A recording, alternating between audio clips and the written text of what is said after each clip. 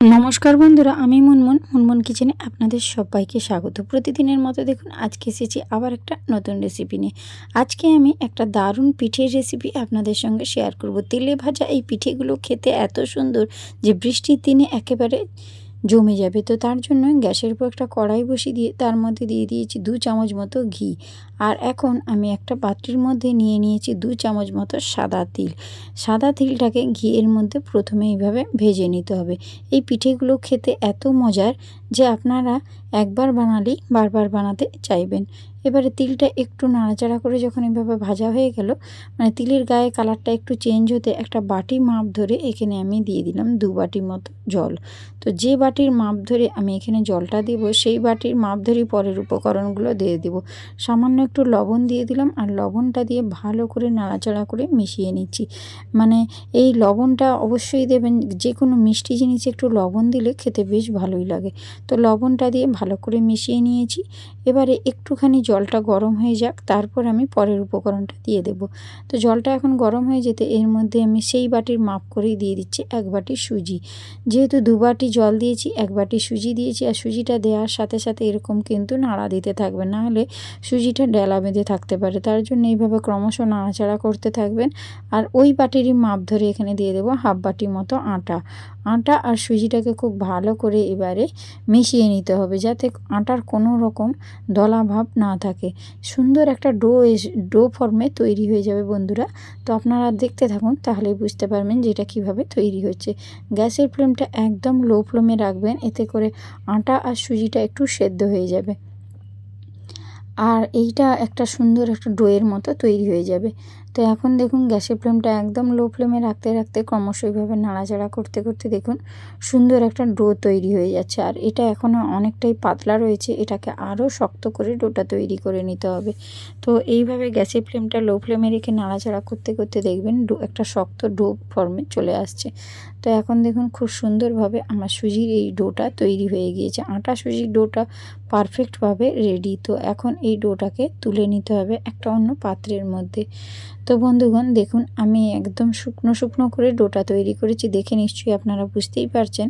তো এখন আমি গ্যাসের ফ্লেমটা টোটালি বন্ধ করে দিয়েছি। বন্ধ করে দিয়ে এটাকে একটা বড় পাত্রের মধ্যে নামিয়ে নিয়েছি। আর যে পাত্রের মধ্যে নামিয়ে নেব তার মধ্যে একটু ঘি বুলিয়ে দিয়েছিলাম, মানে এই পাত্রটাতে একটু আগে থেকেই ঘি বুলিয়ে দিয়েছিলাম, এতে করে দেখবেন একটু পাত্রের গায়ে জড়িয়ে যাবে না।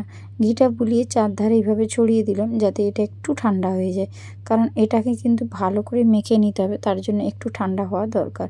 কিছুটা সময় আমি রেখে দিয়েছিলাম, এতে করে দেখুন খুব সুন্দর ঠান্ডা হয়ে গিয়েছে। হাতে একটু এইভাবে ঘিটা বুলিয়ে নিলাম, এতে করে হাতেও জড়িয়ে যাবে না, আর ঘিয়ের একটা সুন্দর ফ্লেভার আসবে। আর এরকম একটু ঠেসে ঠেসে মেখে নিতে হবে, মানে একবারে ঠান্ডা যাতে না হয়। দেখুন খানিকটা গরম আছে, মানে হাতে সহ্য হবে সেরকম গরম রেখেই কিন্তু এইটাকে এভাবে হাতের সাহায্যে ঠেসে ঠেসে মেখে নিতে হবে। যেভাবে আমরা রুটি পরোটা করার সময় আটা বা ময়দা মেখে থাকি, সেইভাবেই ঠেসে ঠেসে একটা সুন্দর ডো তৈরি করে নেব।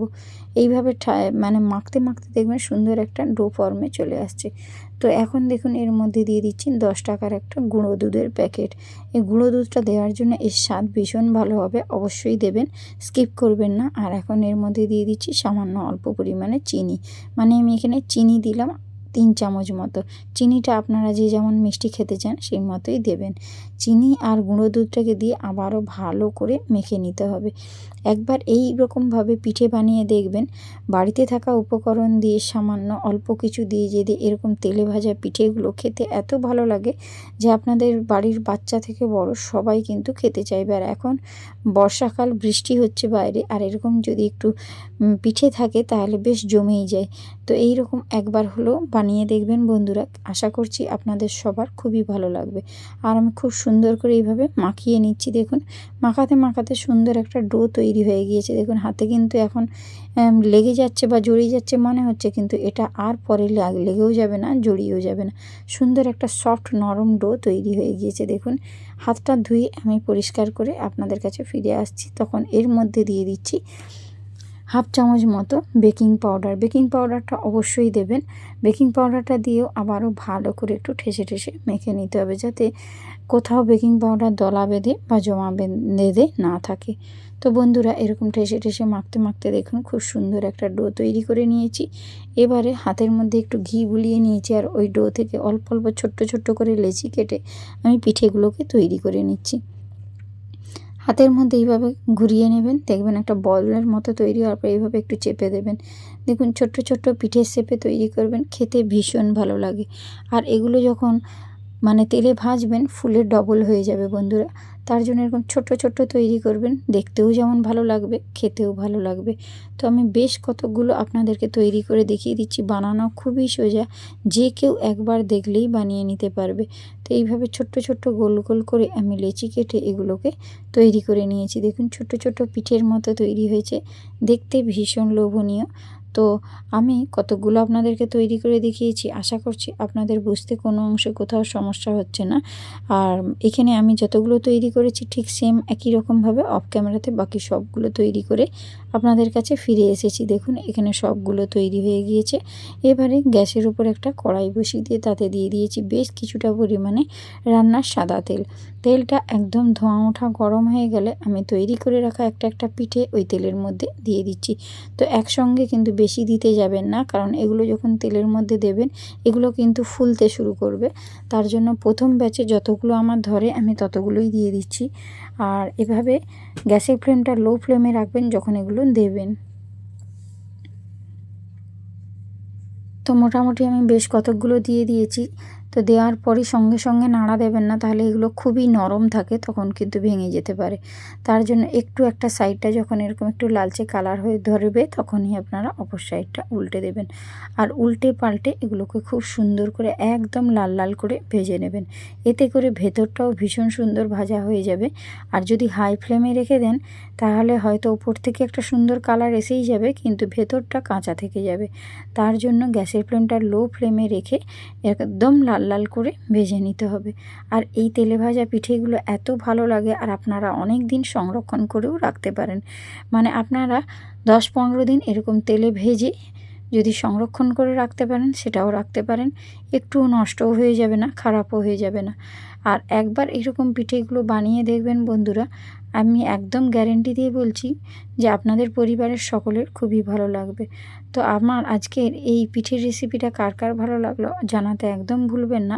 আপনাদের একটা কমেন্ট আমাকে ভিডিও বানাতে উৎসাহ করে। আশা করছি রেসিপি আপনাদের খুবই ভালো লাগেছে। আর যদি ভালো লেগে থাকে চ্যানেলটি সাবস্ক্রাইব করে আমার পাশে থাকবেন। তো গ্যাসের ফ্লেমটা লো টু মিডিয়াম ফ্লেমে রেখে দেখুন নাড়াচাড়া করতে করতে এগুলো সুন্দর একটা রং ধরে গিয়েছে, এগুলো সুন্দর ভাজাও হয়ে গিয়েছে। আর এর থেকে বেশি এগুলো ভাজার দরকার নেই। এগুলোকে এবারে আমি তুলে নিচ্ছি একটা পাত্রের মধ্যে। দেখুন বন্ধুরা, দেখতে কতটা লোভনীয় হয়েছে, আমি তুলে আপনাদেরকে দেখিয়ে দিচ্ছি। দেখুন কত সুন্দর দেখতে হয়েছে, কালারটা ভীষণ সুন্দর এসেছে। এই রকম করেই কিন্তু ভেজে নিতে হবে। এবারে আমি একই রকমভাবে আমি আবারও কতগুলো ভেজে আপনাদেরকে দেখিয়ে দিচ্ছি। দেখুন একটাও কড়ার গায়ে লেগেও যাচ্ছে না আর জড়িয়েও যাচ্ছে না। তার জন্য তেলটাকে কিন্তু একদম ধোঁয়া ওঠা গরম করতে হবে। আর দেওয়ার সাথে সাথেই সঙ্গে সঙ্গে নাড়া দেবেন না। এই কতগুলো টিপস আপনারা একটু ফলো করবেন, তাহলেই দেখবেন পারফেক্টভাবে এই তেলের পিঠেগুলো তৈরি হয়ে যাবে। পিঠে তো আপনারা অনেকভাবে খেয়েছেন, একবার আপনারা এরকম বানিয়ে দেখুন। আমি কথা দিচ্ছি যে একটা খেলে 10টা খেতে মন হবে, আর ভরলেও মন ভরবে না, মনে হবে যে একসঙ্গে অনেকগুলো খেয়ে ফেলেছি, তবুও মনটা ভরছে না। তো এইভাবে একবার বানিয়ে দেখবেন। দেখুন একটা সাইড কি সুন্দর একটু কালার এসেছে। এই রকম লো ফ্লেমে আস্তে আস্তে একটু সময় নিয়ে ভাজবেন, একদম লাল লাল হয়ে ভাজা হবে আর খেতে ভীষণ ভালো লাগবে। আর এগুলো অনেক দিন সংরক্ষণও করতে পারবেন। তো আশা করছি রেসিপি আপনাদের খুবই ভালো লেগেছে। আর আমার নতুন এবং পুরাতন সমস্ত বন্ধুদের অনেক অনেক ভালোবাসা। যারা এতদিন আমার সঙ্গে থেকে এসেছেন, আমার এই সমস্ত পুরানো বন্ধুরা, তারা এতটা পথ আমাকে এগিয়ে যেতে সাহায্য করেছে, তাদেরকে অসংখ্য ধন্যবাদ। তো এখানে দেখুন আপনাদের সঙ্গে কথা বলতে বলতে আমার এই পিঠেগুলো সুন্দর করে ভাজা হয়ে গেছে, ভীষণ সুন্দর একটা লালচে কালার ধরেছে। তারপরে আমি তুলে নিচ্ছি। দেখুন সবগুলোই তোলা আমার হয়ে গিয়েছে, আর বাকি যেগুলো রয়েছে সেগুলো আমি অফ ক্যামেরাতে তৈরি করে নেব। আর আপনারা নিশ্চয়ই বুঝতেই পারছেন এগুলো বানানো কত সোজা, যে কেউ একবার দেখলে ইজিলি বানিয়ে নিতে পারবে। তো অবশ্যই রেসিপিটা আপনারা বাড়িতে তৈরি করবেন, তারপর আমাকে কমেন্ট বক্সে কমেন্ট করবেন। সবগুলো তৈরি হয়ে যাওয়ার পর আমি একটা পাত্রের মধ্যে সাজিয়ে নিয়েছি। দেখুন দেখতে কতটা লোভনীয় হয়েছে, আর একদম এত নরম যে গালে দিলেই মুখ মিলিয়ে যাবে মুখের মধ্যে। তো অবশ্যই একবার হলো বানিয়ে দেখবেন, একদম তুলোর মতো নরম হয় বন্ধুরা। আপনারা দেখলে হয়তো বুঝতে পারছেন না, কিন্তু আমি আপনাদেরকে একটা কেটে দেখিয়ে দেব, দেখলে আপনারা বুঝতে পারবেন যে এগুলো কতটা নরম হয়েছে। একদম ফুলকো ফুলকোও হয়েছে, ভীষণ নরম হয়েছে। আশা করছি এই পিঠেগুলো আপনাদের খুবই ভালো লেগেছে। আর রেসিপি যদি ভালো লেগে থাকে তাহলে বন্ধুবান্ধবদের মধ্যে শেয়ার করে দেওয়ার অনুরোধ রইল। একটু দেখুন কেটে দেখিয়ে দিচ্ছি, তাহলেই বুঝতে পারবেন। এটা দেখুন ভেতর থেকে কতটা স্পঞ্জি হয়েছে, দেখুন দেখলেই বুঝতে পারছেন কতটা নরম হয়েছে। তো আজকের মতো আসি বন্ধুরা, টাটা, বাই বাই। সুস্থ থাকবেন, ভালো থাকবেন।